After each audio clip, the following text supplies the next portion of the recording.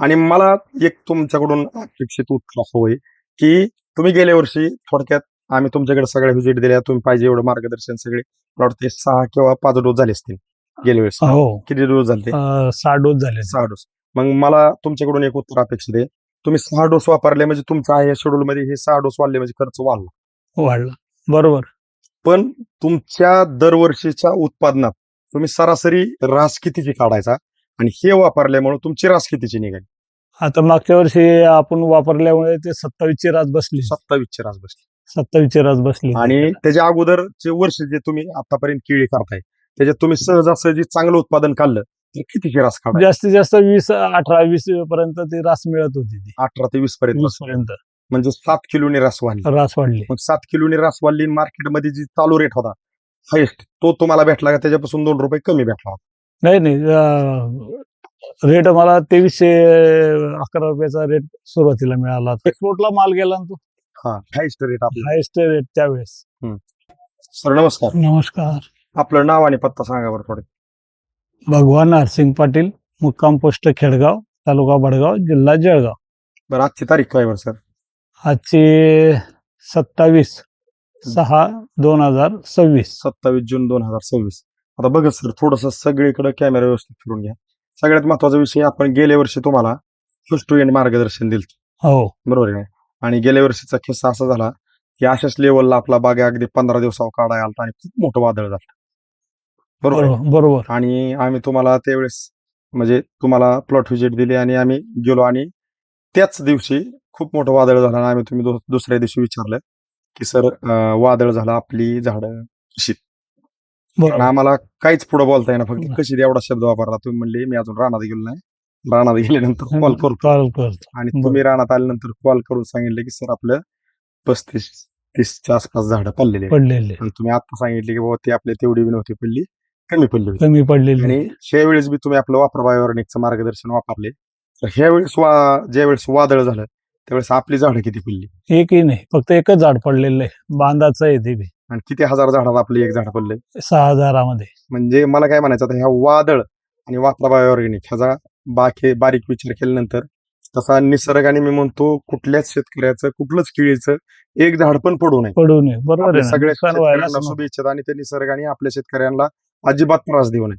पण तो निसर्ग तुमचा माझ्या हातातला नाही. पण तिने देऊ नये. कारण कष्ट करणाऱ्याचं जर असं थोडक्यात नुकसान होत असेल तर कष्ट करणाऱ्याचं बळ पूर्ण तिथं लॉस होत. पुढे काम करायला बळ पाहिजे ते भेटत नाही.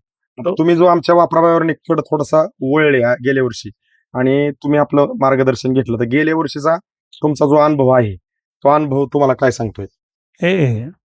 वापरा बायोऑर्गॅनिक ते वापरलंच पाहिजे.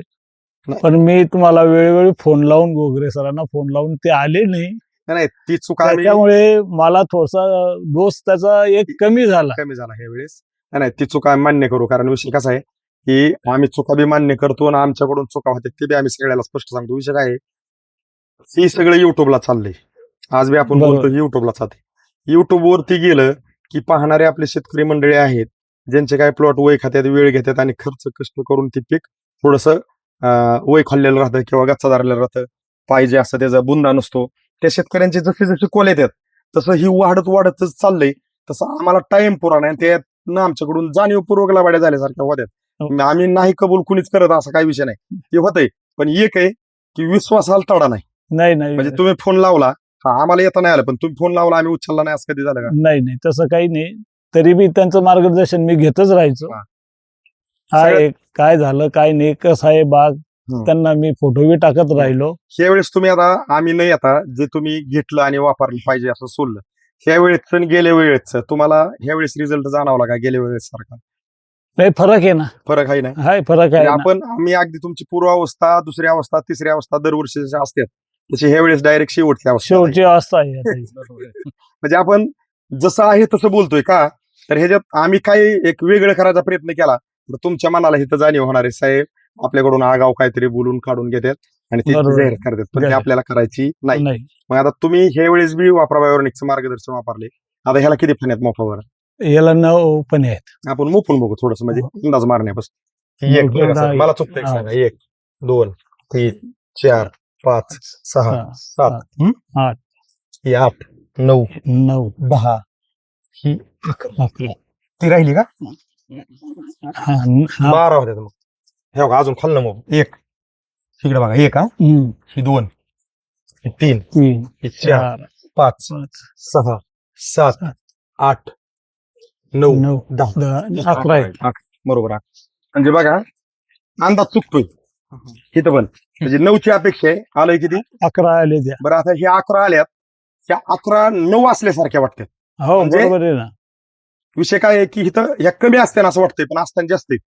म्हणजे जास्त. अंदाज जास्तच येणार म्हणजे अंदाजापासून पीक उत्पादनाला जास्तच पाहिजे जास्त हे इथं दिसतंय आपल्याला म्हणजे हे जी 2 फणीच्या मध्ये जे अंतर आहे ही किती अंतर आहे असं तुमच्या अंदाजाने ही फणी ते ही फणी तरी 1 बिल्लाचं अंतर आहे ना याच्यात. 1 फुटाचं हो 1 जास्त फुटाचं येईल, जास्त येईल. पण फूट पकडू आपण आणि ही वादा जरी बघितला तो 1 बिल्लाच्या वर येतो. आहे का नाही 7 इंचाच्या पुढं वरचा वादा आहे.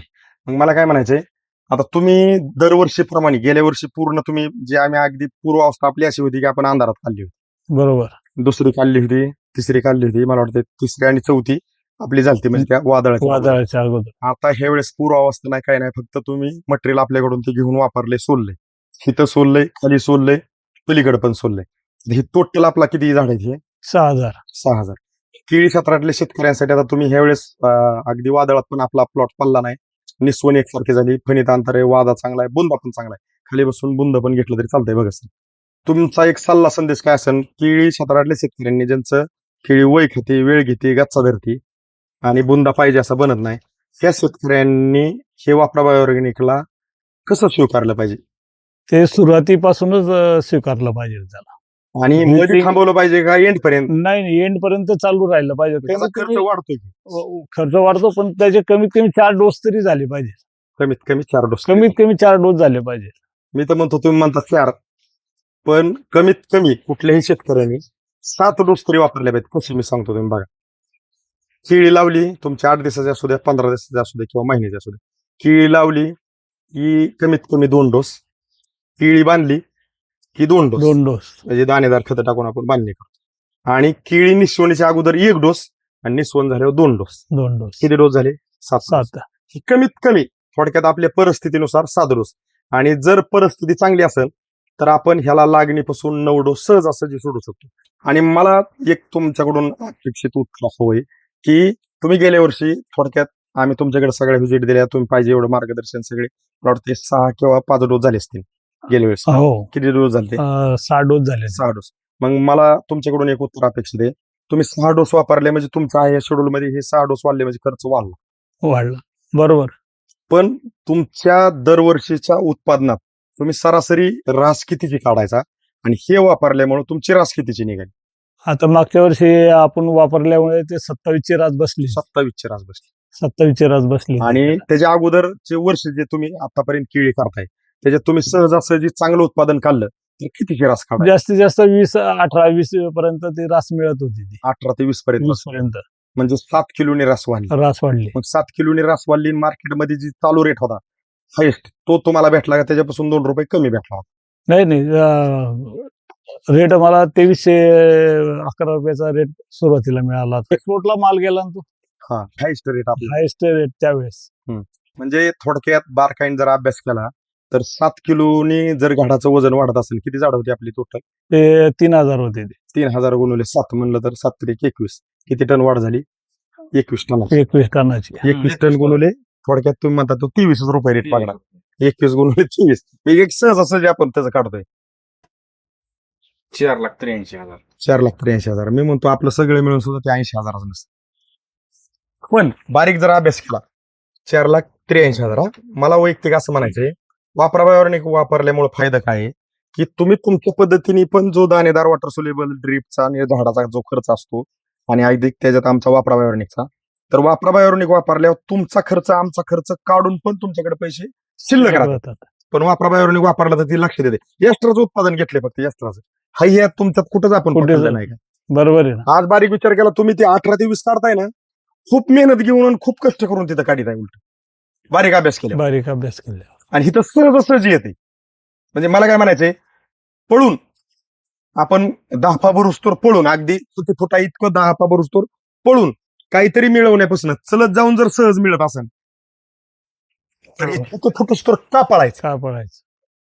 त्यासाठी आपण आपल्या शेतकऱ्यांना ही दिशा देण्याचा का प्रयत्न करतोय तुमच्या पुढे उभा राहून, की आज मला काय म्हणायचे, तुम्ही आणि मी एखाद्या चौकात उभा राहिलो, तुम्ही आणि मी अगदी दोघं किती प्रामाणिक असलो, आतापर्यंत एक शब्द कुणाला बरं लाबाडीचा बोललो नसलो तरी तुमच्यावर माझ्यावर कोणी विश्वास ठेवणार नाही. वापराबावर चांगले म्हणले, पण आपण उभा राहिलोय आपल्या रानात केळीच्या समोर, समोर निसर्गाच्या सानिध्यात, निसर्गाच्या समोर, निसर्गाच्या समोर उभा राहून संदेश देतो शेतकरी बांधवांना की वापराबावर इकडे वळा. उद्देश एकच आहे, कष्ट वाया जाऊन. कष्ट व्हायचं झालं. कारण आज बारीक अभ्यास केला तर आम्ही इथं आलोय तरी तुम्ही तुमच्या अशा कपड्यावर आहे, तुमचं कष्ट इथं पाला काढ, इथं मध्ये टाक, पाला काढ, मध्ये टाक, पिल्ल काप, हे काम चालू आहे. हो, हे काही बिगर कष्टाचं आहे का? नाही. मग ही इतकं कष्ट करून जर आपल्या कुठलाही शेतकरी बांधव असू द्या, जर हाताला शेवटच्या लेवलला जर उदाहरणार्थ ही आपली किती झाड आहेत टोटल 6,000 6,000 झाडाला आतापर्यंत एक अंदाजपत्र काढलं तर किती खर्च झाला? 3.5 लाख रुपये लागले. 3.5 लाख. आणखी बी किती नाही म्हणलं तरी 5-50 जाऊ शकतात. हो हो 4 पर्यंत 4 6,000 झाडाला जर 4 लाख खर्च येत असेल आणि केळीचं उत्पादन जर आपल्याला 15-20 लाखाच्या पुढे भेटत नसेल, तर आपण शेती करताना जर ह्यात भांडवल लावत असेल आणि भांडवल त्याच्या मी म्हणतो 5 पट भेटत नसेल, तर मग शेती करावी का बंद करावी? हा प्रश्न कष्टकरी शेतकऱ्याला पडलेला आहे. बरोबर त्याचं आहे ना. उत्तर आपण ह्या रिझल्टच्या स्वरूपातून, अनुभवाच्या स्वरूपातून, सत्तेच्या स्वरूपातून, सातत्याच्या स्वरूपातून आपण दावण्याचा प्रयत्न करतो, जेणेकरून शेतकरी आपल्याला कष्ट करीत असताना तो टिकला पाहिजे. आणि शेतकरी हा भारताच्या अर्थव्यवस्थेचा मूळ कणा आहे. कणाजी आहे ना. आणि त्या कण्याला आपल्याला अजिबात वाकू न द्यायचं नाही, झुकू न द्यायचं नाही. त्यासाठी वापराबाहेर घेतलेला निर्णय कष्टकरी शेतकऱ्याला आम्ही हरून देणार नाही. तर तुम्ही हे आमचं वापराबाहेर रामेश्वर गोगरे सरांकडून मार्गदर्शन घेऊन समाधानी? हो बिलकुल समाधानी आहे. तुम्ही दिलेल्या माहितीबद्दल, जसं घडलं तशी माहिती दिली त्याबद्दल आमच्या वापराबाई ऑर्गॅनिक कंपनीकडून, कॅमेरा धरलेल्या गजानन साळुंके सरांकडून, टेंबरोनी समाधान भगत सरांकडून तुम्हाला मार्गदर्शन वेळोवेळी लाभलं ते आपले रामेश्वर गोगरे सरांकडून तुमचं मनापासून सर खूप खूप धन्यवाद. नमस्कार.